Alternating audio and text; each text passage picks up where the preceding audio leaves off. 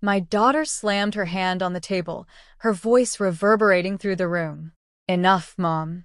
Leave. Nobody wants you here, she shouted.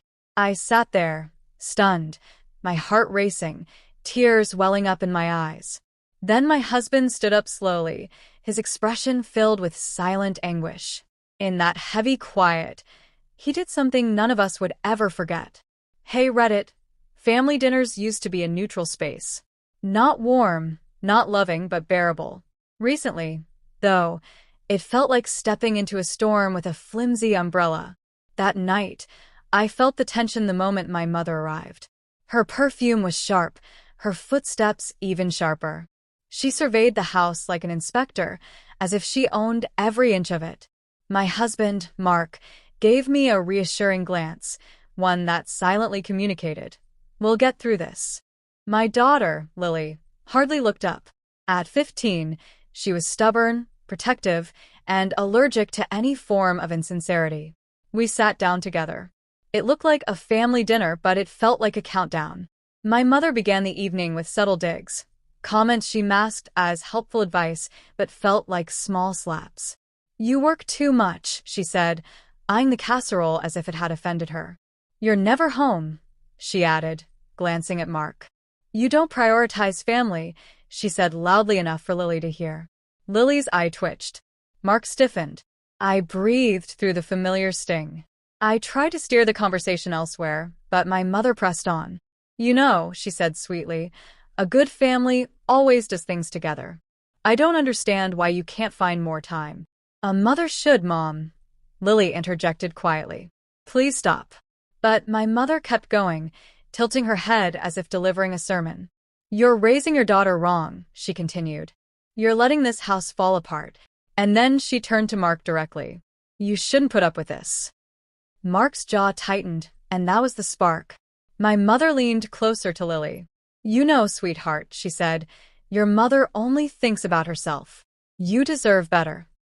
That was it. Lily slammed her palm on the table so hard the silverware rattled. Her eyes were wet with fury. "Enough, Mom," she screamed. Her voice pierced the air like thunder. My heart stopped. "Get out. Nobody wants you here," Lily shouted. "Not me. Not Dad. Not Mom." The room froze. I stared at Lily, shocked, breath caught in my throat. Mark's eyes widened. My mother recoiled as if she had been slapped. "You ungrateful," my mother stammered, her voice shaking with anger. "No," Lily said, trembling. "You're the one who's ungrateful. You come here to criticize, to insult, to belittle us. We don't want that anymore." I felt tears stinging my eyes, partly from shock, partly from a sense of relief, something that shouldn't comfort me, but did. My mother glared at me. "This is what you taught her," she hissed. "To disrespect family." I swallowed hard. "Mom, please stop." She pointed at me. "You let this happen. You allow her to speak to me like that. You're a failure as a mother." Lily jumped to her feet again. "Stop talking to her like that." My mother's face twisted. "You don't own this family, Lily," she snapped. "No," Lily replied quietly. "But neither do you." I sat there frozen, my hands trembling. My throat felt tight, as if years of repressed pain were surging to the surface all at once. "I'm your mother," she said to me. "I made sacrifices. I raised you alone." Mark's eyes softened toward me. He knew what she was leaving out. The years of emotional manipulation, the guilt trips, the constant control disguised as care. Lily stepped toward her grandmother. "You didn't raise her," she said firmly. "You drained her." My mother gasped dramatically. "How dare you? You're just a child." Lily didn't flinch. "And you're cruel." For the first time in years, my mother was left speechless. She shook, her lips moving as if she couldn't find the words. Mark slowly set down his fork. The calmness of his movement felt terrifying. He stood up quietly, painfully slow. I looked at him. His expression wasn't anger, it was devastation, as if something heavy inside him had finally shattered. My mother turned to him, desperate for support. "Mark," she pleaded, "say something. Tell them I'm right." But he didn't look at her. He looked at me. In his eyes was a sadness I had never seen before, a deep, weary ache. He pushed his chair back, breath unsteady, and said nothing. "Mark, what are you doing?" my mother asked, frowning. He didn't respond. His expression conveyed every moment he had stayed silent for my sake, every time he had watched me shrink to maintain peace, every moment Lily had noticed and resented it. In a thick, suffocating silence, he finally moved. Mark walked to the hallway drawer, opened it, and pulled something out, an envelope. He held it in his hand, staring at it as if it weighed a ton. My mother looked confused. What? "What is that?" Mark inhaled deeply, the kind of breath someone takes before making an irreversible decision. Then he walked back to the table, his steps slow and heavy. He placed the envelope in front of my mother. Her hands trembled. "Mark," she whispered, "what is this?" He didn't answer. He stepped back, his jaw tight, eyes glistening, but refusing to cry. Then he did something none of us had anticipated, something that made my mother gasp, made Lily cover her mouth, made me choke on my own heart. He reached for his left hand and took off his wedding ring, placing it on the table. With a voice nearly breaking, he said, "This ends tonight." Mark's wedding ring sat on the table like a bullet someone forgot to fire. My mother stared at it, as if it were an alien object. Lily covered her mouth, trembling. I couldn't breathe. Mark didn't yell. He didn't cry. He simply stood there, tense, his chest rising with shallow breaths. "Mark," I whispered, "what are you doing?" He didn't look at me. Not yet. His eyes were fixed on my mother, who was now pale, stunned, and terrified in a way I had never seen before. She pointed at the ring with a shaking finger. What does this mean?" Mark's jaw clenched. "It means," he said quietly, "that this cycle stops tonight." He pointed to the envelope he had placed in front of her. "Open it," he urged.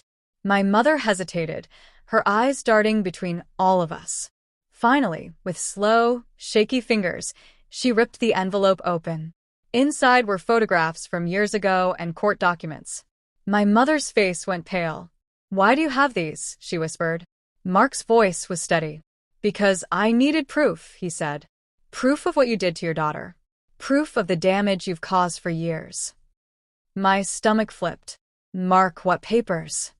He looked at me then fully, and the pain in his eyes made my heart crack. He spoke gently. "These are custody transcripts, psychological evaluations, records from the years you lived with her as a teenager. The ones you told me about, the ones she denied existed." My mother slammed the papers face down. "You had no right. You had no right to do any of that to her," Lily shot back. My mother glared at Lily. "You're too young to understand." Lily stood tall. "No, I understand perfectly. You hurt Mom for years, and you still try to control her." Mark stepped closer to me. "I didn't want to bring this up," he said softly. "I didn't want to reopen wounds for you. But after everything tonight, I realized something." His voice cracked. "I've been protecting the wrong person." My mother gasped as if he had slapped her. "You think I'm the problem?" Mark turned to her, his eyes blazing with an anger I had never seen before. "Yes," he said. "You are the problem." His voice wasn't loud, but it carried more weight than shouting ever could. "You've spent years twisting things until your daughter doubts her own memory. You attack her confidence, her choices, her motherhood. You belittle her in front of our children." My mother's lip quivered. "I only ever wanted what's best." "No." Mark's voice cut through her lie like a knife. "You wanted control." He faced me again. "I've watched you shrink around her. I've watched you apologize for existing. I've seen you carry the guilt she placed on you, and I've stayed quiet because I didn't want to create drama." He swallowed hard. "But silence is part of the damage." A tear rolled down my cheek.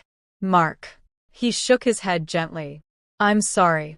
I should have defended you sooner." My mother slammed her hand on the table. "This is ridiculous. You think she's the victim? She's ungrateful. She disrespects me. She's turned my granddaughter against me." Lily's voice erupted. "You did that yourself." My mother staggered back, looking at all of us like we were strangers. Her voice trembled. I gave you everything, she whispered. For what? For this? She pointed at Lily, who was shouting. She pointed at Mark, who was witnessing her humiliation. She pointed at me. You're all ungrateful.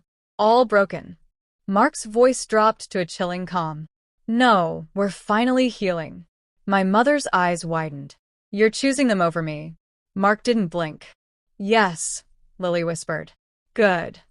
My mother's chest rose, fell, rose again, fast, shaky, panicked.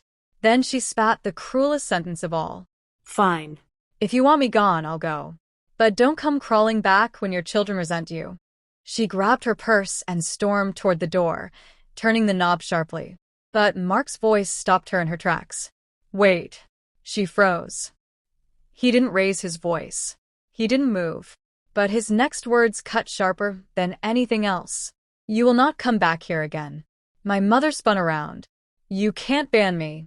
This is my daughter's house. Mark stepped forward. No. This is our home, and our children come first. You don't get to hurt them anymore or her. My mother's face contorted. You can't do this. Mark leaned closer, his voice as steady as stone. I already did. Silence enveloped the room. My mother looked at me, waiting, expecting me to pull Mark back, to apologize for him, to soften the blow like I always did. For the first time in my life, I didn't. I said nothing, just gave a small, exhausted shake of my head. That was when she realized she had finally lost her power. She stared at us, at all three of us, with a shock that almost resembled grief. Then she turned and walked out. The house felt hollow, heavy and quiet.